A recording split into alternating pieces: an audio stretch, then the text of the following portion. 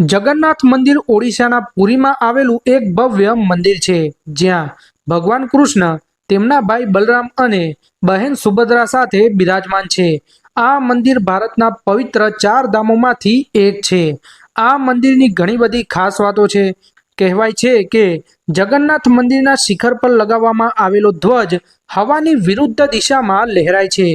આ મંદિરની 1800 વર્ષો જૂની ધ્વજ બદલવાની પરંપરા છે, જેમાં એક પૂજારી દરરોજ આ ધ્વજને બદલે છે. કહેવાય છે કે જો માત્ર એક દિવસ પણ આ ધ્વજને બદલવામાં નહીં આવે તો મંદિર 18 વર્ષો માટે બંધ થઈ જશે. તેના સિવાય મંદિરના શિખર પર લાગેલા સુદર્શન ચક્રને તમે પુરીમાંથી કોઈ પણ જગ્યાએથી અને કોઈ પણ દિશામાંથી જોશો તો તે ચક્ર તમને હંમેશા સીધું જ દેખાશે. ભગવાનનું આ ચક્ર અષ્ટધાતુથી બનેલું છે અને આ ચક્રને નીલ ચક્ર પણ કહેવામાં આવે છે. આ મંદિર પરથી કોઈ પણ પ્લેન પસાર નથી થઈ શકતું.